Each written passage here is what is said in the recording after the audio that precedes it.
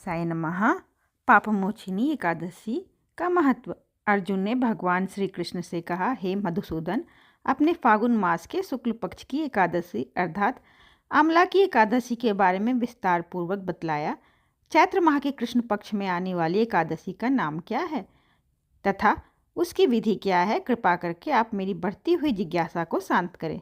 भगवान श्री कृष्ण ने कहा, हे अर्जुन, चैत्र मास के कृष्ण पक्ष की एकादशी को पापमोचनी एकादशी के नाम से जाना जाता है।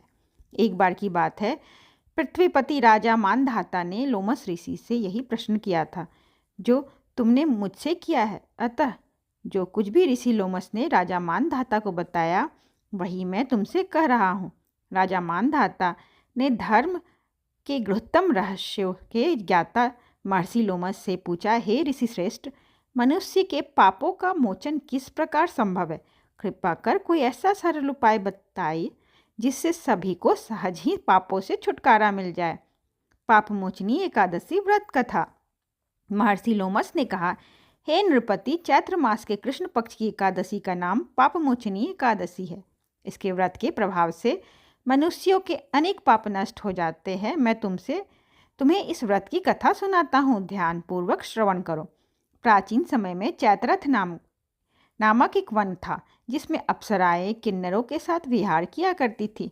वहाँ सदैव बसंत का मौसम रहता था, अर्थात उस जगह सदा नाना प्रकार के पुष्प खिले रहते थे। कभी गंधर्व कन्याएं विहार किया करती थी, कभी देवेंद्र अन्य देवताओं के साथ क्रिया करते थे। उसी वन में मेधावी नाम के एक ऋषि भी तपस्या में लीन रहते थे। वे शिव भक्त थे। एक दिन मंजू घोषा नामक एक अप्सरा ने उनको मोहित कर उनकी निकटता का लाभ उठाने की चेष्टा की। इसलिए वह कुछ दूरी पर बैठ वीणा बजाकर मधुर स्वर में गाने लगी। उसी समय शिव भक्त महर्षि मेधावी को कामदेव भी जीतने का प्रयास करने लगे। कामदेव ने उस सुंदर अप्सरा के भ्रू का धनुष बनाया, कटाक्ष को उसकी प्रत्यंचा बनाई और उसके नेत्रों को मंजू घोषा अप्सरा का सेनापति बनाया। इस तरह कामदेव अपने शत्रु भक्त को जीतने को तैयार हुआ। उस समय महर्षि मेधावी भी युवावस्था में थे और काफ़ी हृष्टपुष्ट थे। उन्होंने यज्ञोपवीत तथा दंड धारण कर रखा था। वे दूसरे कामदेव के समान प्रतीत हो रहे थे।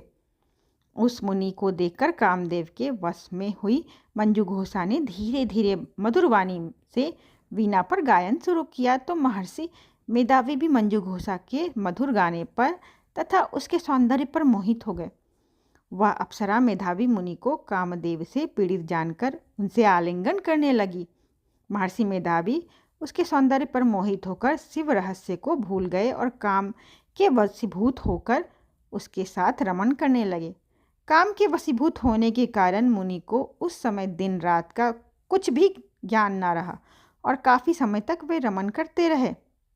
तदुपरांत मंजू घोषा उस मुनि से बोली, हे ऋषिवर, अब मुझे बहुत समय हो गया है, अतः स्वर्ग जाने की आज्ञा दीजिए। अप्सरा की बात सुनकर ऋषि ने कहा, हे मोहिनी, संध्या को तो आई हो, प्रातःकाल होने पर चली जाना।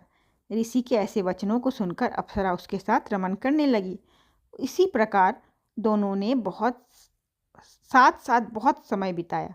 मंजू घोषा ने एक दिन ऋषि से कहा, हे विप्र, अब आप मुझे स्वर्ग जाने की आज्ञा दीजिए। मुनि ने इस बार भी वही कहा, हे रूपसी, अभी ज़्यादा समय व्यतीत नहीं हुआ है, कुछ समय और ठहरो।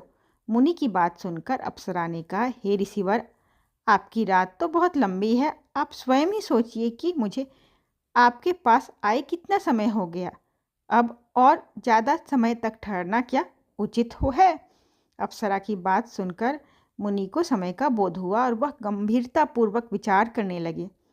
जब उन्हें समय का ज्ञान हुआ कि उन्हें रमन करते हुए 57 वर्ष व्यतीत हो चुके हैं तो वह अप्सरा को वह काल का रूप समझने लगे।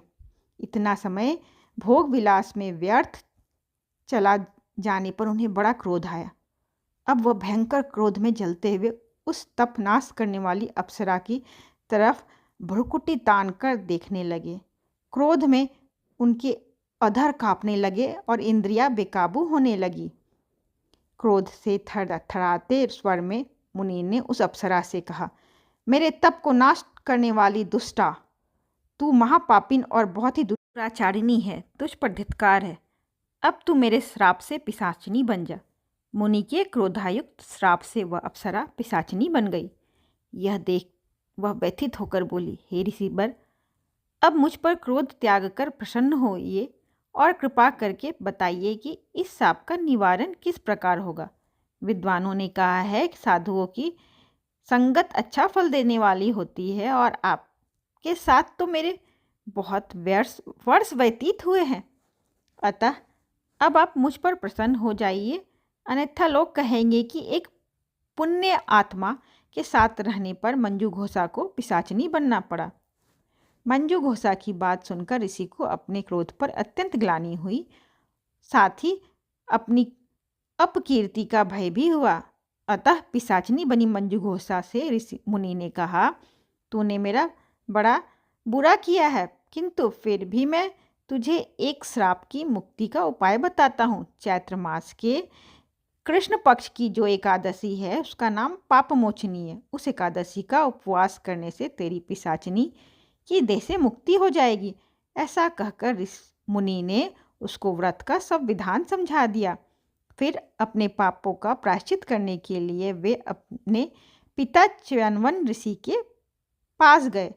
च्यवनवन ऋषि ने पुत्र मेधावी को देखकर कहा, हे पुत्र, ऐसा क्या किया है तूने कि तेरे सभी तप नष्ट हो गए, जिससे तुम्हारा समस्त तेज मलिन हो गया। मेधावी मुनि ने लज्जा से अपना सिर झुकाकर कहा, पिताश्री, मैंने एक अप्सरा से रमन करके बहुत बड़ा पाप किया।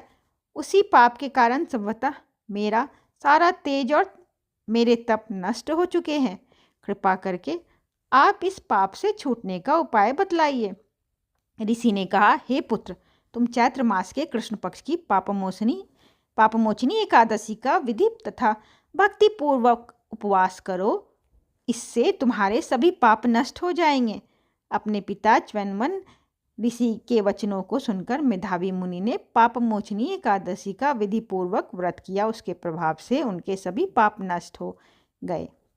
मंजू घोषा अप्सरा भी पापमोचनी एकादशी का उपवास करने से पिशाचिनी की देह से छूट गई और पुनः अपना सुंदर रूप धारण कर स्वर्गलोक चली गई। लोमस ऋषि ने कहा, हे राजन, इस पापमोचनी एकादशी के प्रभाव से समस्त पाप नष्ट हो जाते हैं। इस एकादशी की कथा के श्रवण एवं पठन से 1000 गौदान करने का फल प्राप्त होता है। इस उपवास के करने से ब्रह्म हत्या करने वाले, स्वर्ण चुराने वाले, मद्यपान करने वाले, अगम्यागमन करने वाले आदि भयंकर पाप से भी नष्ट हो जाते हैं और अंत में स्वर्गलोक की प्राप्ति होती है। यहाँ पर पापमोचनी एकादशी व्रत कथा समाप्त हुई। जय श्री हरि, जय श्री विष्णु। ओम नमो नारायण। ओम भगवते वासुदेवाय नमः।